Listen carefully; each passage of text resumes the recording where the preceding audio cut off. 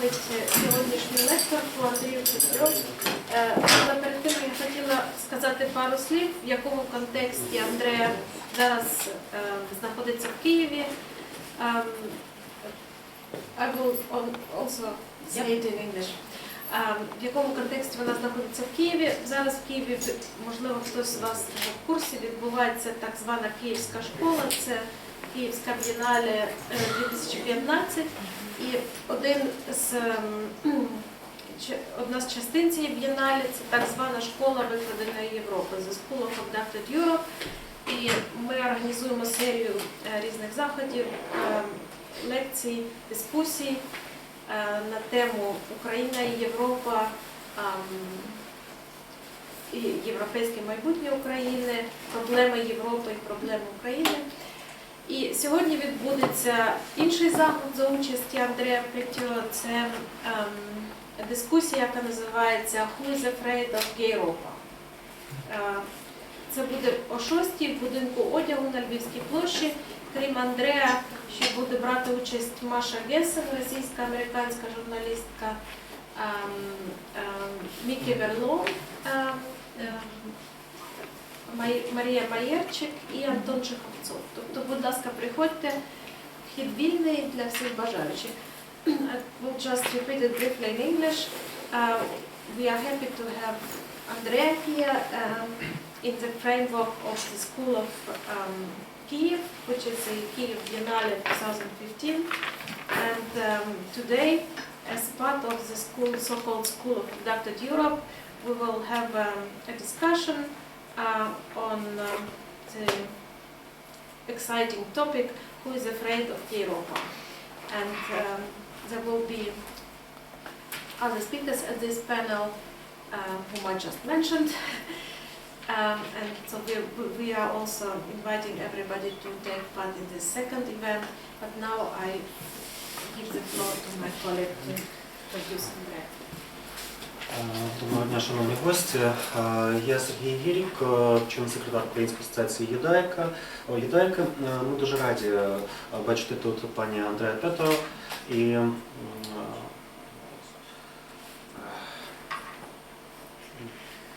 Central European University. Так, з представницю Центральноєвропейського університету в Будапешті.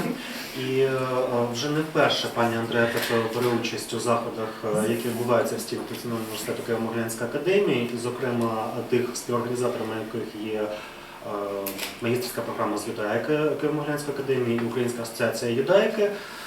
Кілька місяців тому вона брала участь у круглому столі, присвяченому пам'яті про Голокост, який відбувався в музеї історії Києво-Могилянської академії.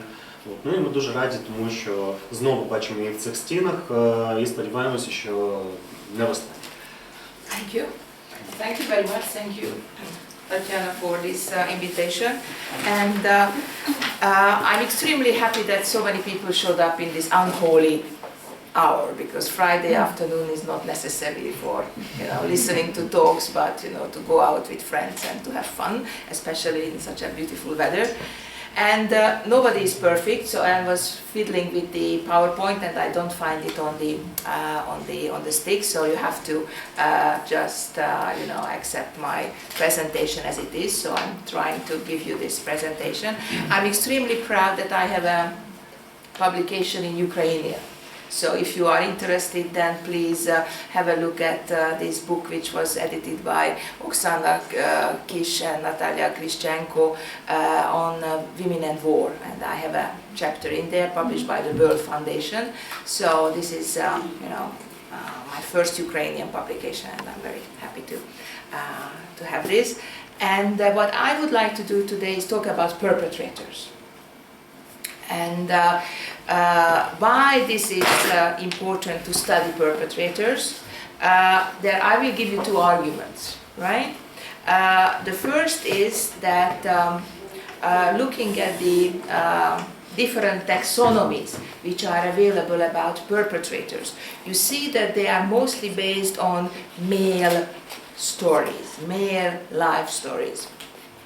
And in the major volume, which was published in 2000 by Mann, he's writing about different types of perpetrators who were perpetrating crimes during the Second World War. He's mentioning ideologically motivated, he's mentioning mentally sick, he's mentioning ordinary men following Christopher Browning taxonomy, he's mentioning institutional conformists, and material and financial gains as a motivation for being perpetrators. And these are all based on male stories, right? And because the perpetrators, if you think about perpetrators, you immediately have got a male figure coming up. And this is one reason to think this through a different lens. So this is one of the reasons I'm giving this talk today. Second reason is that there is a big debate now in Europe, not only in Ukraine but in Hungary and in France and in other countries, about continuities and discontinuities. Discontinuities in discourses about collaboration with Nazi Germany. And this discussion is actually leading to a pillarization of memories.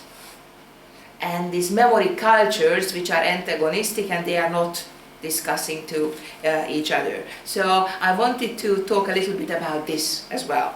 So let me give you the structure of the talk. Boom.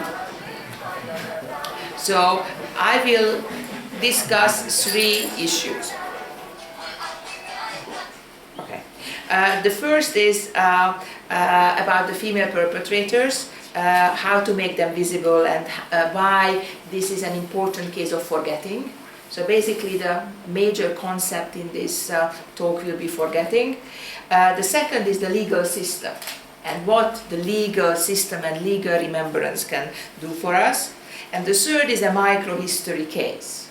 And the case of forgetting in a comparative perspective. And I will look one case in the Hungarian context and compare it with German and Austrian examples.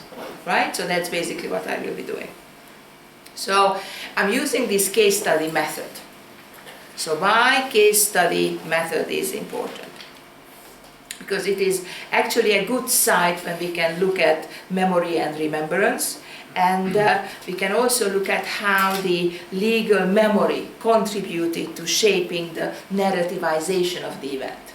What does it mean in normal terms? How do we speak about what has happened in the past?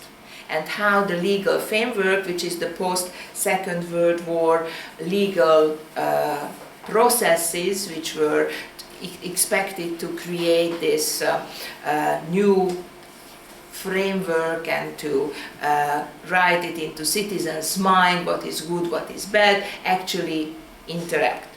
So this is first point, why a case study method is important, because then you can look at one case, how it is working. The second is the role of family and how families are creating, transmitting memories and discussing strategies in the court system.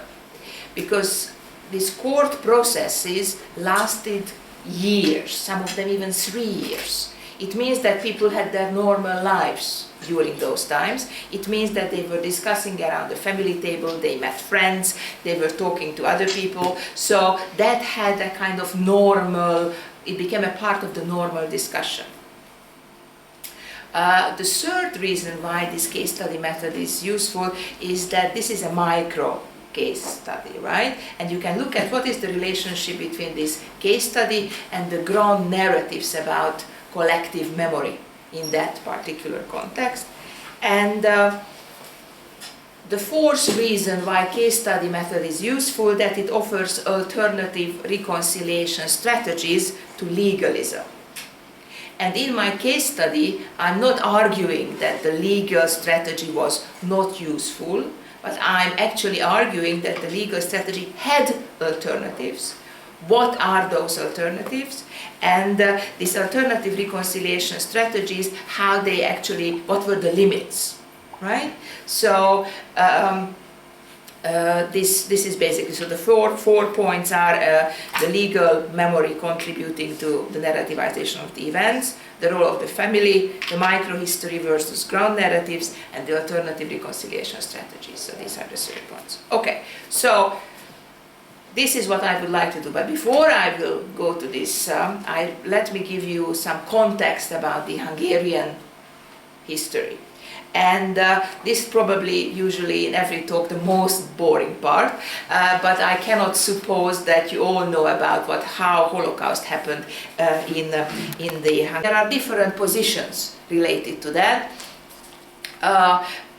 There are historians who are arguing that the Nazi occupation was the starting point, and then that is the moment when the persecution started. And there are others who are saying that there was a prehistory going back to 1920, when the first political anti-Jewish law in Europe was accepted in Hungary, the numerus clausus, which actually fixed the number of Jewish university students admitted to the university to the percentage of Jews in the society. This is 1920.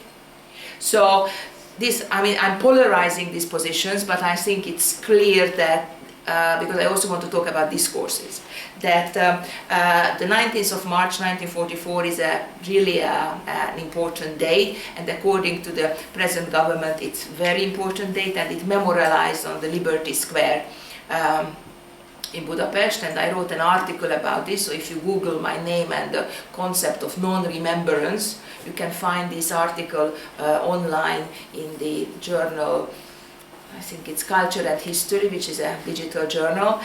So I stop here, and you can find that article if you are interested. The deportation of Jews in Hungary started on the 15th of May 1944, and approximately 500,000 Jews were deported. And the deportations were stopped in the summer, and on the 15th of October, after a botched attempt by the Hungarian government to sign an armistice with the Allied forces, the Arrow Cross Party took over, which is the Hungarian Nazi party, Arrow Cross. And then this period is not, it's very much like the Salo Republic in Italy, so it is not like the Nazi period, but this is like when the rule of law, because previously there was a rule of law, when the rule of law was actually questioned. And the liberation of Hungary happened on the 4th of April 1944. So what is important from this general, usually extremely boring contextualization of collaboration? One is the debate about the collaboration. Did it start on the in March 1944, or there was a prehistory of this? And the second is how to analyze and how to place the Arrow Cross, which is the Hungarian Nazi party, in the whole framework, right? Okay. And this is connected to a concept which I think is very important when we are talking about perpetrators, and that's the concept of intimacy of killing. The intimacy of killing, because if you are thinking about the Holocaust, the general concept is the Nazi extermination camps, right?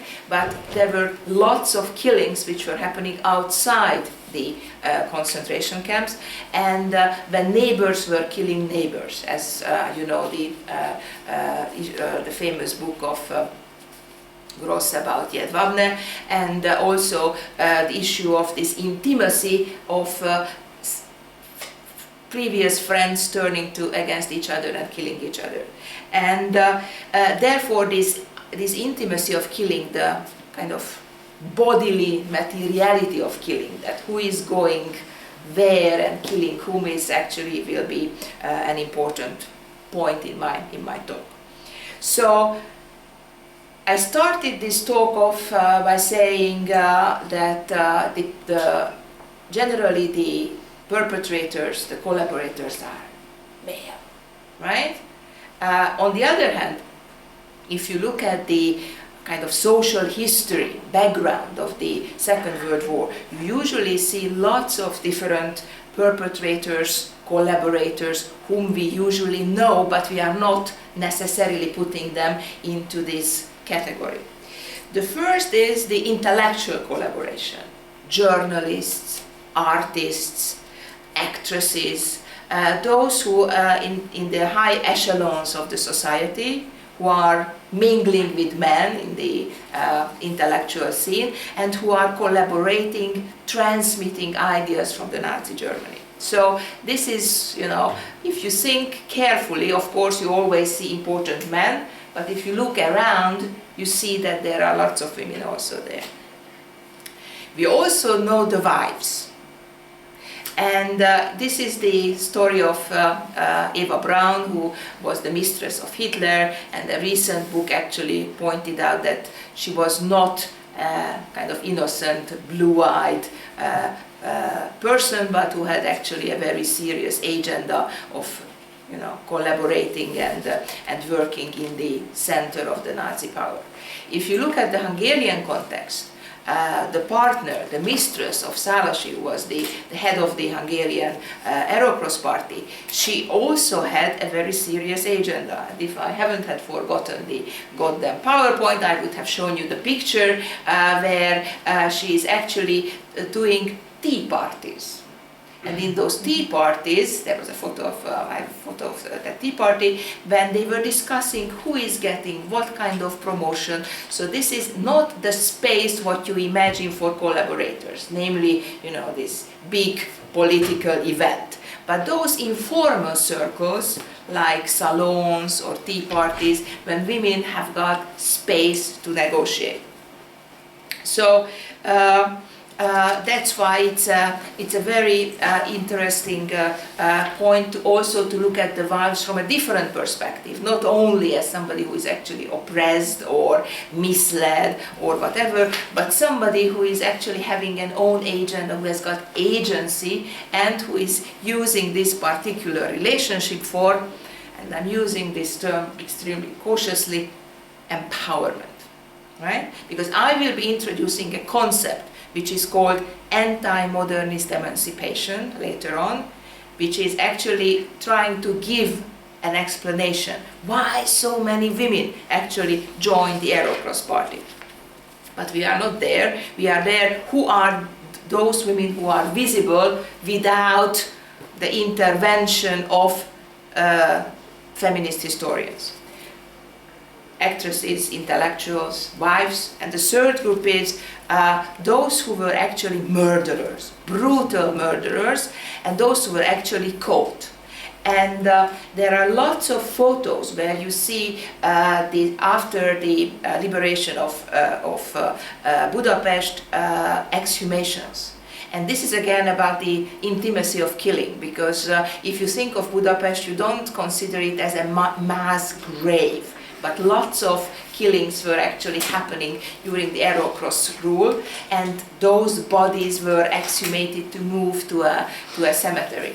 And those were very carefully photographed by the Soviet authorities, and we have got that material.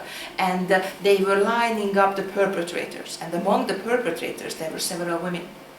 So, due to this documentational zeal of the Soviet authorities, therefore we have got lots of female perpetrators on camera. There is another group of women whom we also have, whom we know as perpetrators, those who were the members of the Aerocross party. And they had very special uniform designed for them, and they joined the party in high number. And of course you can very legitimately ask the question, what does it mean, high number? At the moment, in Hungary, 10% of the parliament are women. In the Aerocross party, there were 30% women, 30. So, what made this particular party so attractive to women? I mean, this is a very bold comparison, right? The present Hungarian parliament and the Aerocross party during the Second World War. But I think this actually shows that there is something in there, an enigma, which we need to unpack. And this enigma is connected to the point that the Aerocross party offered an anti-modernist emancipatory road for women. And I'm not talking about those women who were members of the administration, because every party had got secretaries, accountants, cooks, whatever are the kind of typical female professions. I'm talking about those who had special uniform, who went to the seamstress and had this special uniform made for them, and who were participating regularly in party life wearing this uniform.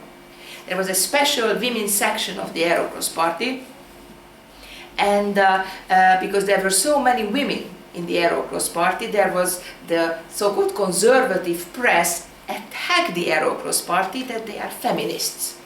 And there was this big discussion in 1938 that the conservative anti-fascist press attacking the Aerocross, that there are too many women there, it's a feminist party. And then the Aerocross leaders and publicists had to protect, saying that no, they are just doing social work. These women were very far away from doing only social work. They wanted to do politics proper. And if you look at the Aerocross party, they were those who first submitted a law to the Hungarian government, to the Hungarian parliament, to prevent sexual harassment at the workplace in 1938. I don't know if this concept to protect women from sexual harassment at the workplace is known for the audience, but this is 1938. Of course, you can, immediately, feel uncomfortable with this, because their argument was to protect the innocent Hungarian women from the Jewish capitalists in the workplace, because their assumption was that every person who is owning a certain property is Jewish in Hungary, and that therefore the pure Hungarian women should be protected. So it is a very much a racist law, but still it's a problem for feminists, right? That they were protecting women.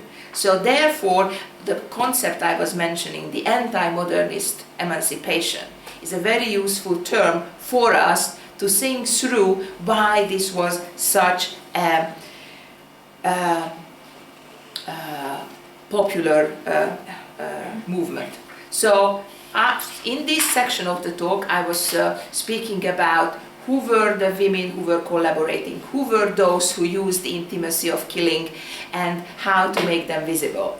And who were those who were already visible, and then what are those possible research strategies to research these people. So this is one section. Now I'm moving to the legal part. And with my colleague Ildikó Barna, we have been working on the post-Second World War lustration process, those files which were produced by the People's Courts, which were set up in 1944 to somehow supervise and to look through the process of the tribunals. And when we started this research, we were very much interested who are those who were labeled as perpetrators by the legalist logic, right? And who were the perpetrators, what happened to them in this process, and in the third part of the talk, I will talk about how do they remember it, right? So when we started this whole research, we have 7 hypotheses. The first was that there were no female war criminals. It turned out to be totally wrong, because more than 20% of the cases were actually, against women. The perpetrators were young women who were misled. It turned out that after we examined more than 22,000 files with a quantitative method, I'm not going into details, but if you Google my name and Ildikó Barna's name about court cases, you will find the methodology on the internet, that actually they were the middle generation of women who are very respectable, who had husbands, who had professions, who were mostly persecuted as war criminals.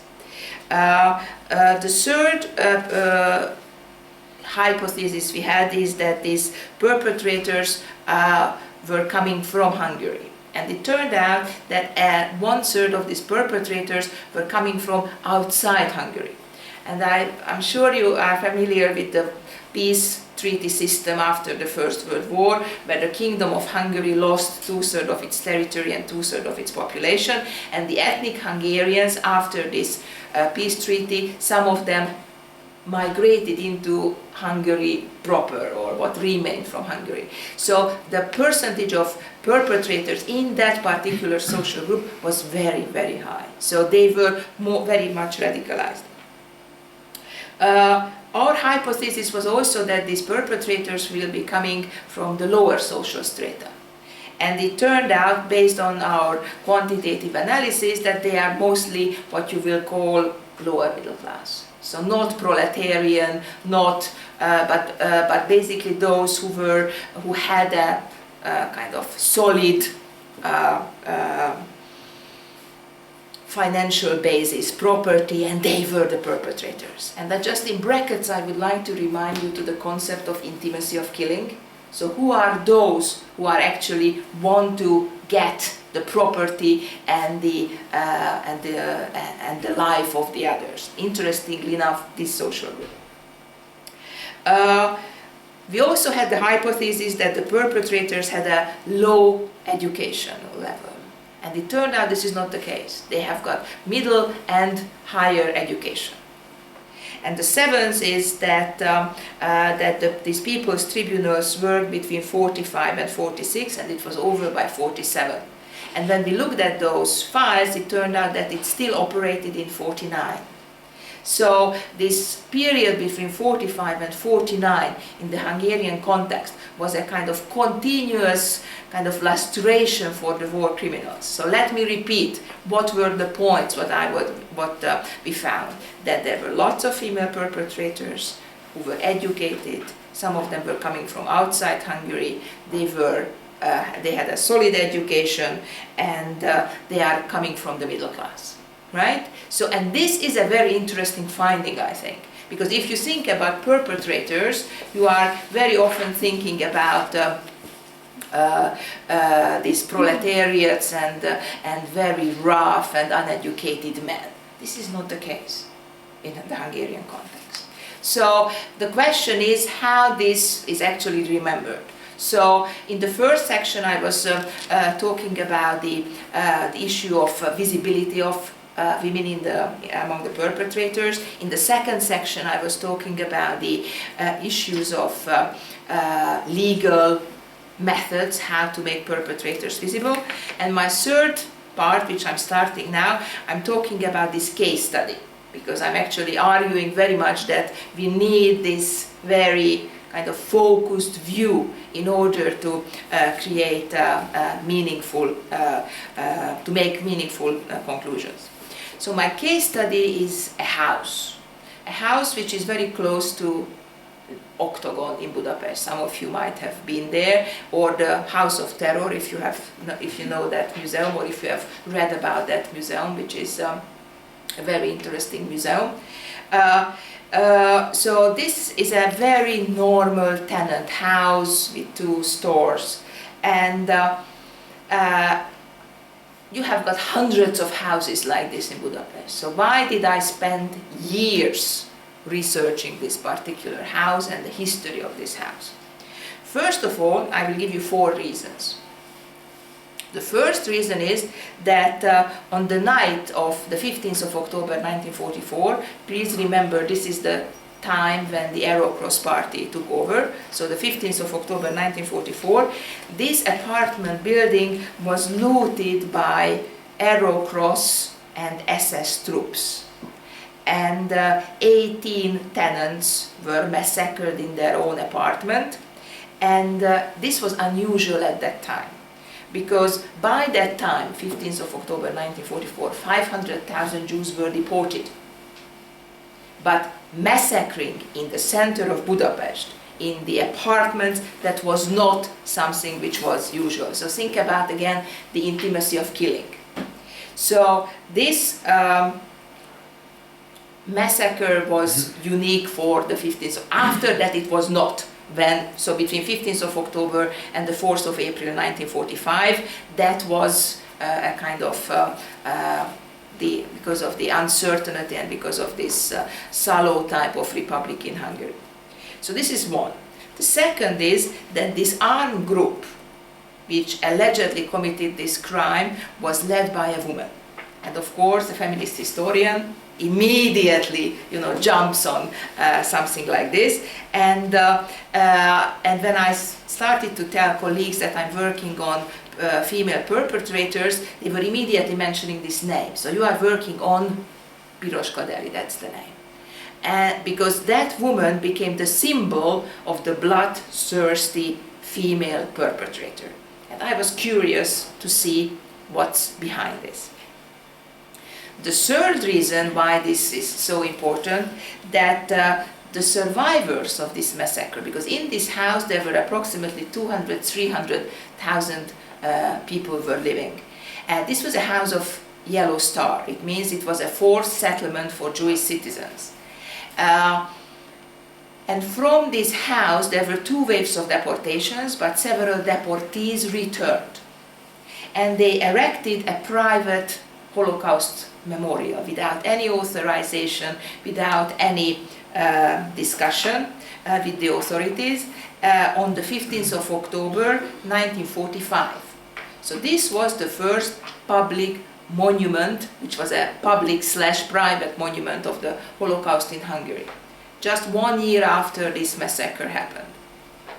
And what is on that plaque? I read: to remember forever those who fell victim to fascist persecution on the 15th of October 1945, and they are listing 19 names.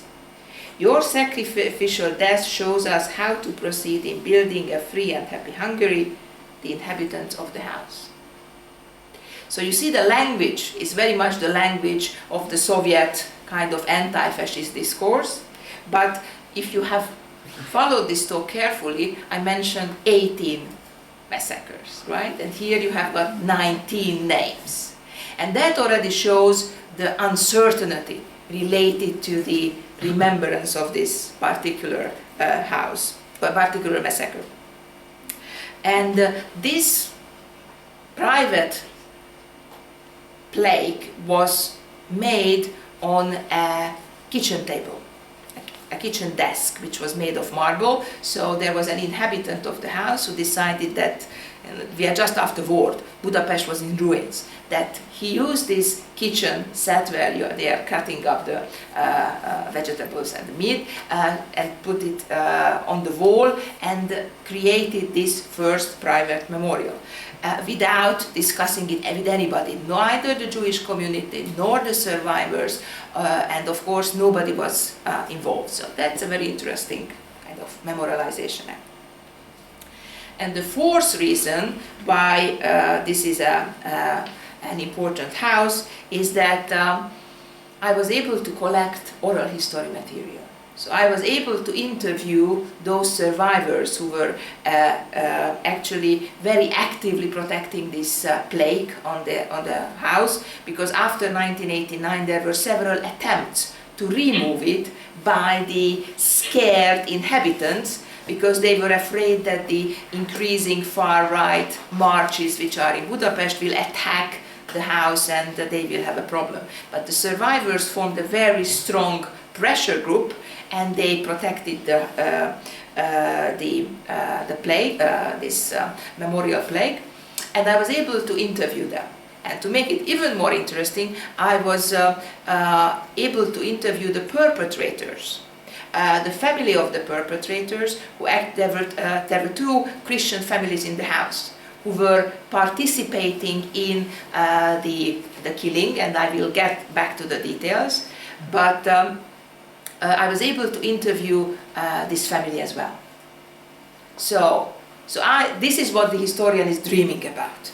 You have got court material, you have press material, you have got the perpetrators, you have got the victims who are ready to talk to you. So what else do you want? Time to write a book, which I did. Okay, so let's see what actually happened, right? And I will give you a very short chronology about these events. So we start on the 15th of October 1944, when the looting happened. And the perpetrators returned twice to the house, killing 18/19 people in 2 groups. and the deportees returned on the 19th of October, because by that time the railway tracks to Auschwitz were closed. And this female perpetrator was arrested on the 9th of February 1945. Don't forget that Hungary was liberated on the 4th of April 1945. So the fights were already on the western part, were still going on in the western part of the country when this arrest was happening. And the first trial of this woman was happening on the 13th of March 1945. And first she was not convicted because of this killing, but because of simple looting.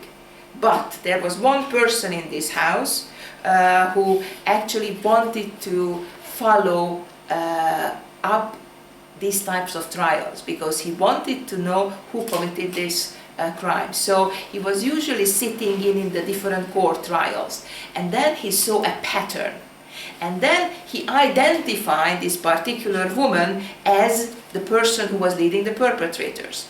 And on that court trial, he immediately approached the attorney and reported that this woman was the woman who was actually committed another crime in this particular house. So then they were the police initiated a hearing on the 5th of March, and then they started the second trial of this woman. So what's the conclusion from this? That if you have a survivor who is active in this process, then the whole persecution, the whole process of the legal procedure is happening differently. So in this book we have a chapter about the participation of the survivors in the whole legal process. And then after the first police hearing, they started the trial, and after the first trial this woman was sentenced to death. But this was the 25th of April 1945.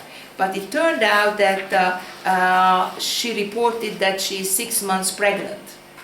So what happens when you have a female perpetrator who is pregnant? That was a puzzle for the Hungarian People's Court, so they decided to postpone this.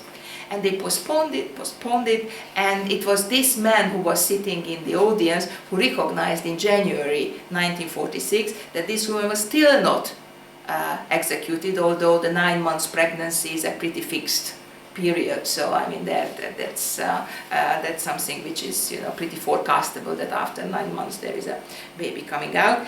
And then it turned out that she was not pregnant, but she had a cancer. Because the baby still did not come out from that body, but because that was a sick body. And on the 23rd of March she was executed. So this process already shows you that how complicated each and every legal case was, and what is the importance of the active participation of the survivors, which is a very important characteristic of the Hungarian post-Holocaust trials. This sounds like a pretty easy chronology. So now let me list those factors which I still don't know, spending 3 or 4 years with this particular case. I don't know who were the perpetrators who shot it. I don't know if they were SS or Arrow Cross. I don't know how many of them were there. I don't know the role of this woman. Was she really the commander-in-chief, or she was just a bystander? I don't know if she was wearing a uniform or if she was in civilian dress. I don't know what happened with the looted goods, because that was the major factor in this whole process, to loot this house. I don't know why they came to this house, why they did come to this house. I also don't know who were killed in this house and why these people were killed in this house. I think this is a pretty depressing list, right? Especially years of, collecting material and sitting in the archive and interviewing and things like that. So it's a very, very depressing list. So how can we explain with this? How can we explain this? And this is connected to the point I mentioned at the beginning, namely the issue of divided memory. and the issue of how can we explain this divided memory. I would like to quote May, who in 2005 said the following. If reconciliation cannot be achieved, the very possibility of a stable court system, the hallmark of the rule of law, is jeopardized. So, very possibility of a stable court system, the hallmark of the rule of law, is jeopardized. So, the court system had got so many flaws during this process that it actually contributed to a very divided memory of this period. So the perpetrators, they saw that this is, the communist iron fist, which is totally taking any chance from a fair trial, and the victims were considering it as a kind of flawed, botched legal system.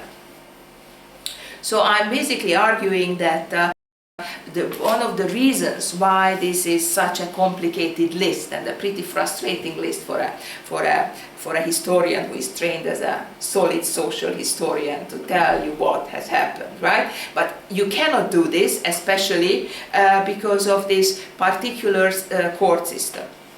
And let me quote again May from this book of his from Crimes Against Humanity.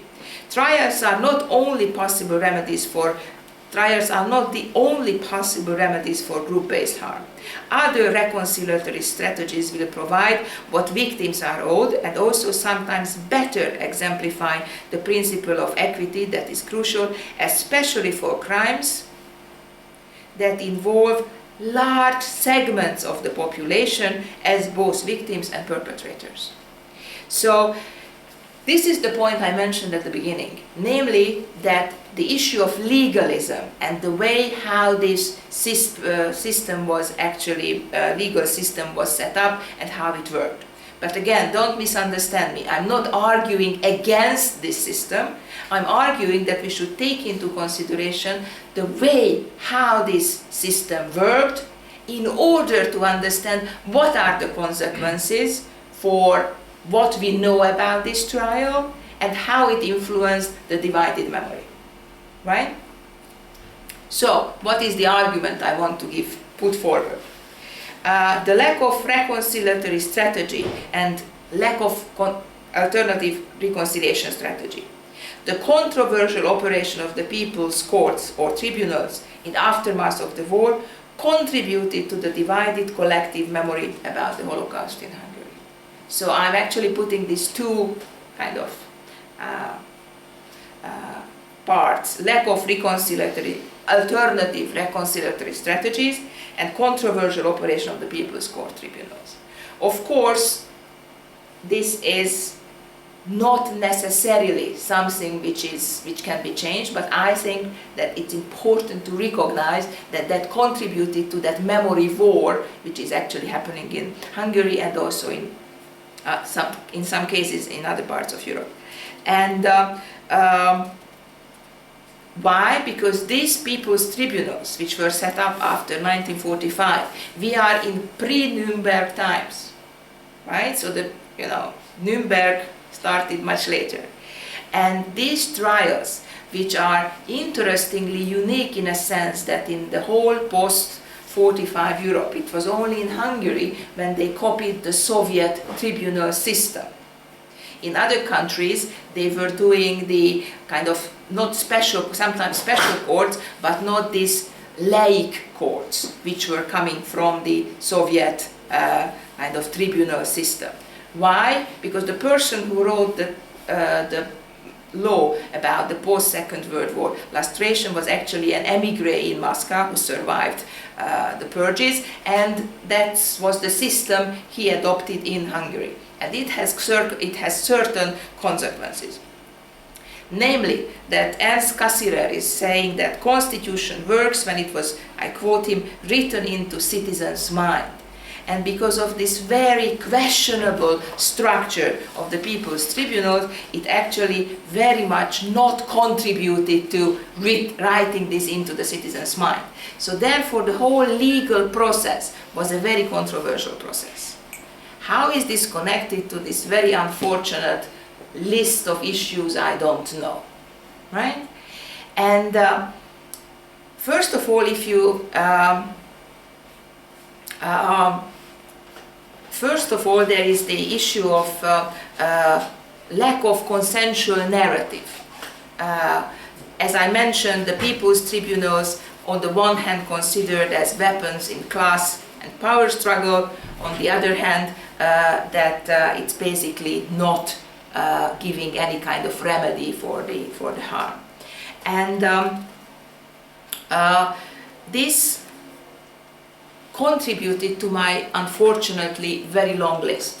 Partly because I was reading all these trials, 1945, 1946, 1947. This whole process lasted for 3 years, because they first the woman was taken to that court, then the family whom I managed to interview, they were the Christian janitors in that house. I was interviewing them, and they were also taken to court in 46 and in 47, and I've had the oral history material, and I have got the press material where they were writing about the whole process. And I simply tried to reconstruct. If one witness said that I was standing here and I saw that, I went into the house, I knocked on the door and said, can I stand in that particular point and see what you can see from there? And then I stood there and I recognized that you cannot possibly see that, what is in there, right? So, and that's an ethical issue, right? What can a historian do? You cannot say that, you know, that person was lying. Lie is a form of communication, right? So lying is not, you know, and you are not a policeman, so you cannot really say that, you know, what you are doing, and especially, but my task was here to actually look at this process, how these narratives were actually formed. So in 1945-46 there were lots of different material, lots of different details, and they are just, you know, funneling down to a very limited narrative, which I actually found in the verdict, in the newspapers, and in the narratives of the survivors. So this process of the simplification process of what actually happened, and how in the we are talking about 3-4 years, right?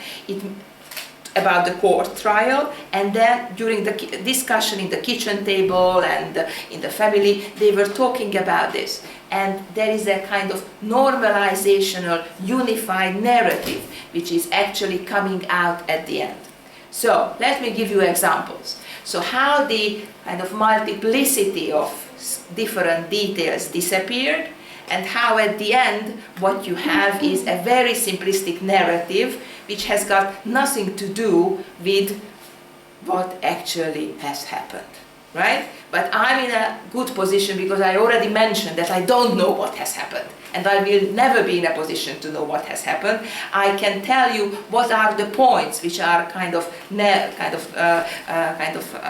triggers, right, where these different memorializations are happening.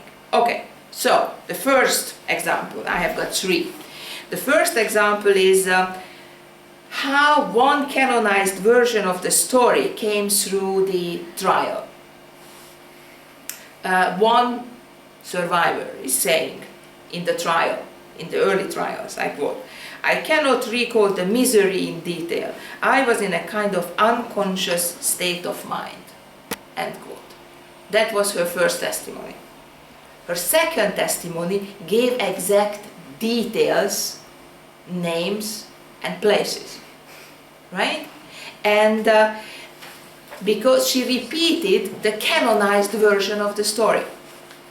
And that's also an ethical issue. What can you do with this? Because this, if you are following the legalist logic, that's basically, you know, false witnessing, right?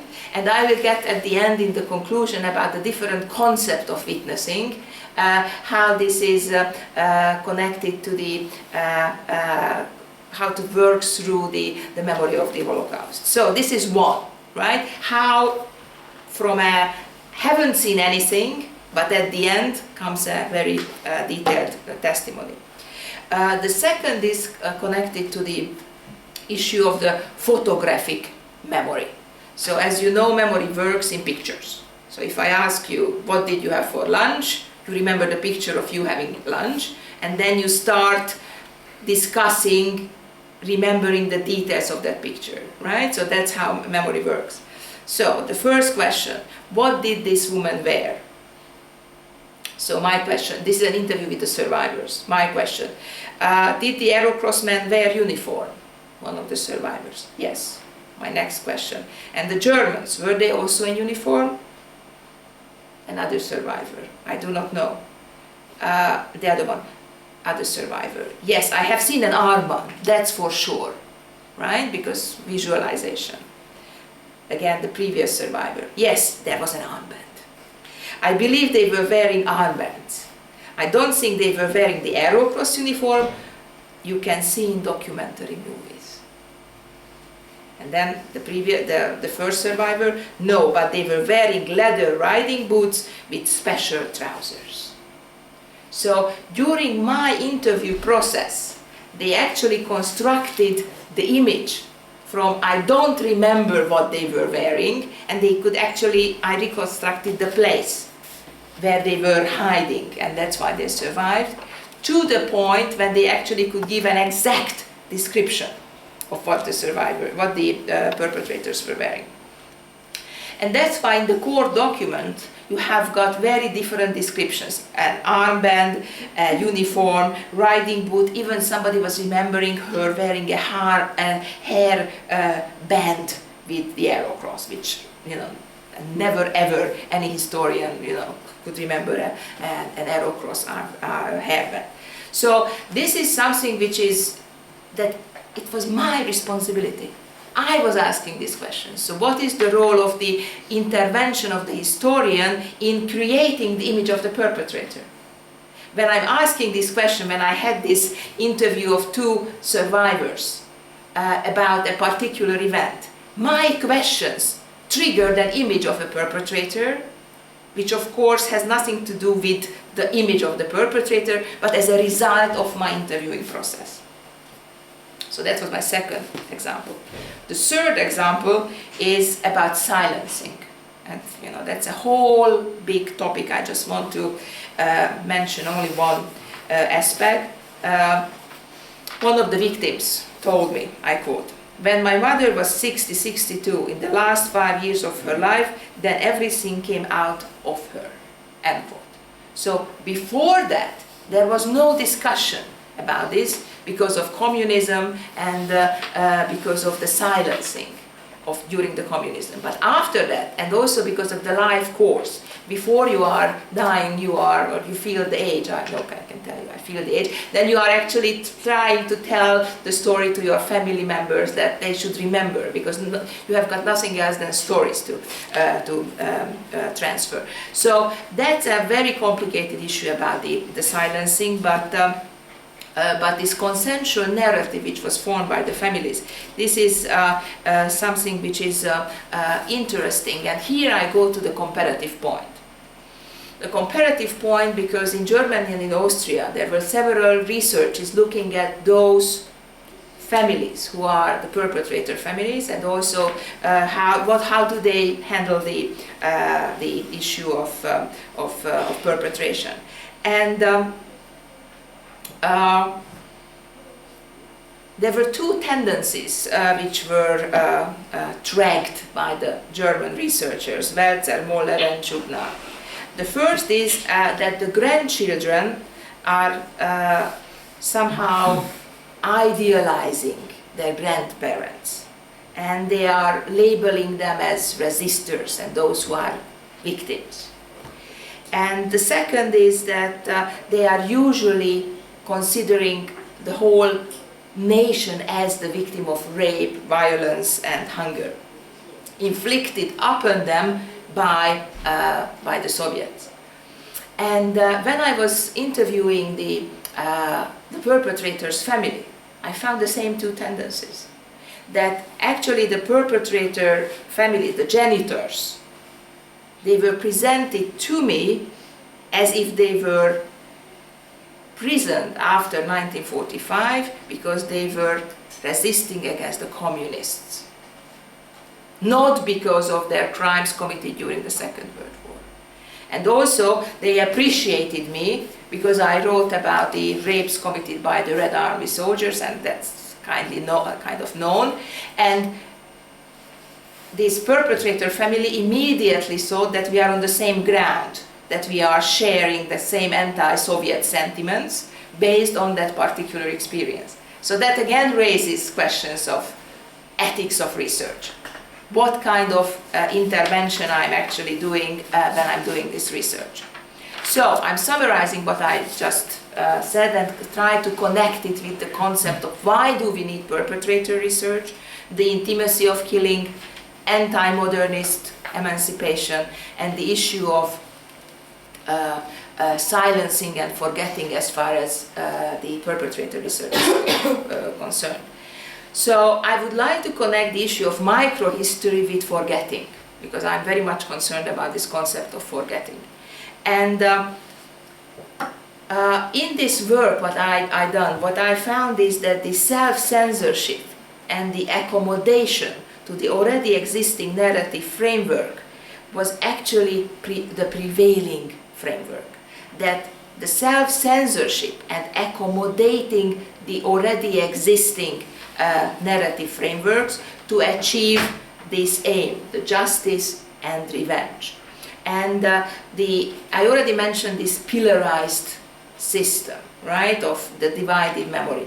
Therefore, the accommodation to the believed to be powerful legal system is actually something which is very much there. So this is one. The second is that this private framework, which is this plaque I mentioned, which is on this house, which is a result of the civic courage or individual courage, remained particular, and it really did not influence the bigger framework. And that's actually somehow raises the question of private memory, institutionalized memory, and the relationship of different institutions which are responsible for this institutional memory. And this plaque remained very much isolated, and it did not influence or created an alternative framework of legalism. And of course you can say that this is a naive understanding, but there is one part of the research which hasn't been really done. The Jewish survivors after 1945, what kind of memorialization strategies and how did they come into terms, if we can use this term, with the past. And this is a very interesting example, and how this remained isolated in the beginning of the Cold War in Hungary, and how it really did not turn to other alternative legalist framework. Of course, you can say that's a kind of bad question, because May already argued in the quote I was mentioning that in a situation when you have got massive amount of atrocities, this is not an alternative. However, we know from comparative genocide studies that it is an alternative. If you look at Rwanda, if you look at South Africa, you see that there are alternative strategies to legalism. And I think this is one of the kind of messages I would like you to go away with, that what kind of possible comparative strategies are there for us to think about what are the consequences that the legal procedure happened in this way. The third conclusion in relation to microhistory and forgetting is that this is not necessarily new, because it is in the oral history literature, that oral history testimonies during the time actually changing. So there is not such a thing as fixed oral history, because if you are taking the oral history of one person several times, you have got very different stories, and in this case they are moving towards the unification process. And there is one canonized version which we have at the end. And that raises questions related to what can we do with those testimonies which are becoming canonized testimonies.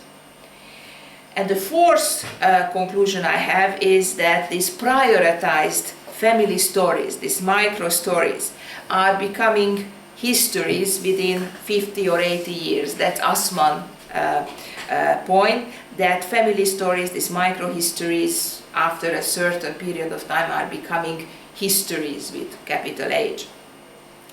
Therefore, it's actually crucial how what is the relationship with these private stories and the kind of official history with a capital H. And that's why I actually started my research, and I'm very happy that you are here today to listen to my work.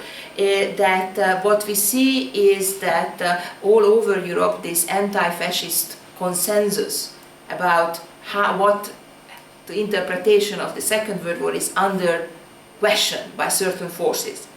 And these forces are very different in different countries, but definitely they are all thinking about how to reconceptualize these narratives and how to create a different history through curriculums, through textbooks, and also abolishing those schools which are actually can be a space of different education. So that's why looking at perpetrator research can help us to think critically about these processes. Because as I mentioned, why this research is important? Because it questions what is a normal perpetrator, and is it a male perpetrator? What do we know if we look at the female perpetrators? And also about discourses related to the participation of certain groups of population in the mass killing. So in this very brief talk, what I was trying to argue for, that we should be extremely vigilant looking at these private stories and case studies, how they are actually informing us to think about the different forms of revisionist history writing. So that's what I wanted to tell you, and please, if you have got questions, I'm ready to take questions. Thank you.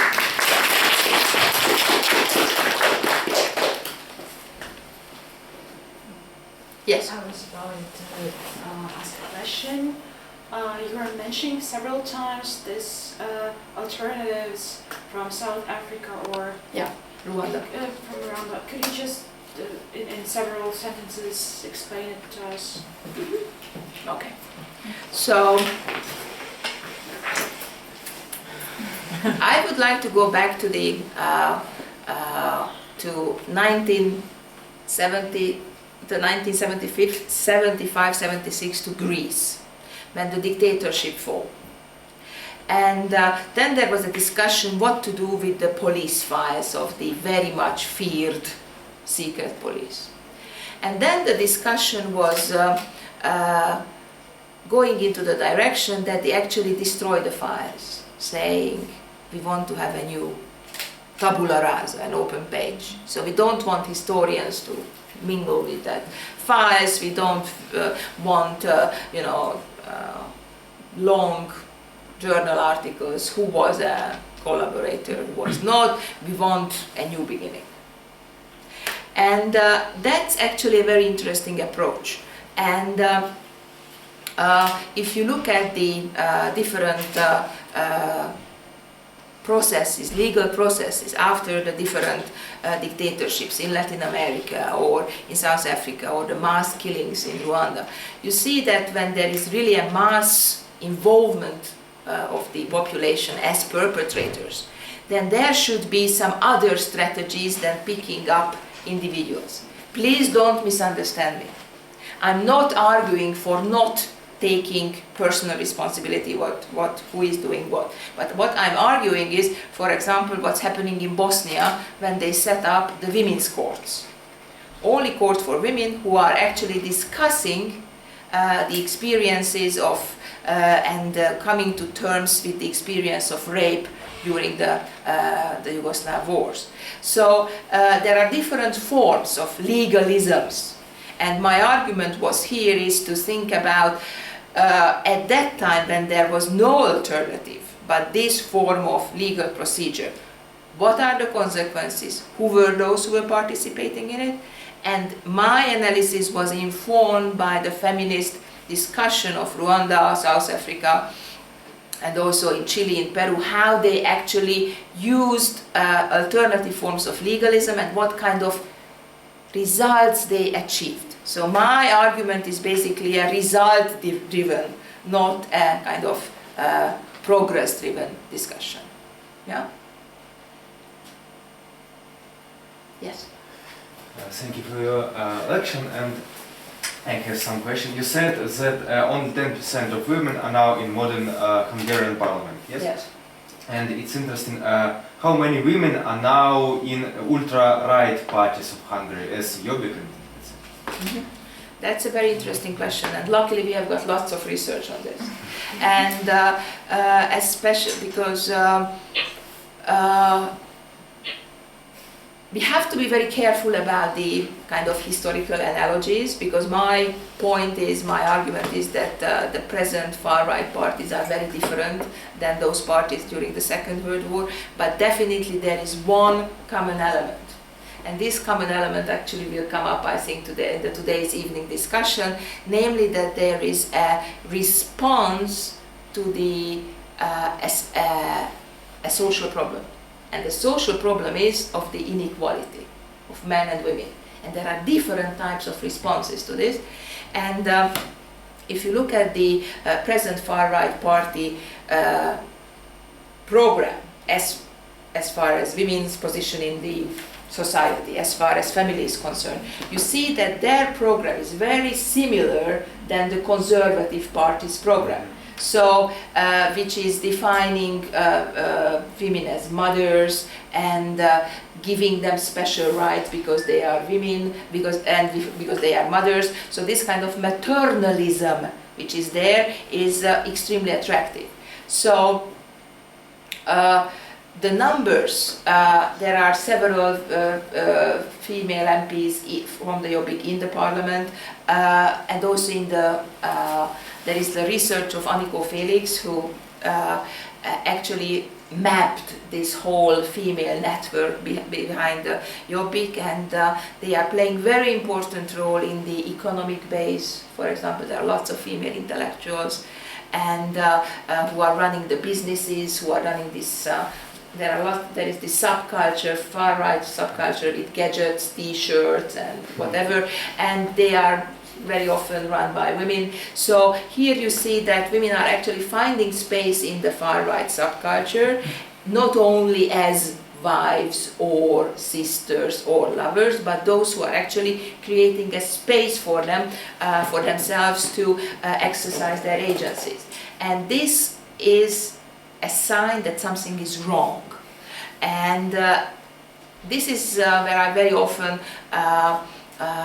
debate with other colleagues, that I think that this should also have a kind of critical, we should also have a, meaning the secular human rights based feminists should critically think about what went wrong after 25 years of kind of emancipation process and in the part of the European Union, and then you still have got this massive amount of women who are actually participated in the Jobbik. And that is something we have to take into consideration. I don't know the numbers, but if you Google this, the name of this colleague is luckily easy, Felix, F-E-L-I-X, and her work is also in English. And now she is comparing the Golden Dawn in Greece and the Jobbik as far as women's participation is concerned. So luckily there is a increasing research on gender and far right, but I'm not doing that. I did a book in 2003 interviewing the far right and conservative women, and that was mostly about discourses, about why, how do they narrate, why do they join that party. In 2003 the Jobbik was not even there, there were other far right parties. And those women were actually all mentioning a defining moment when they recognized that, yes, now I have a mission.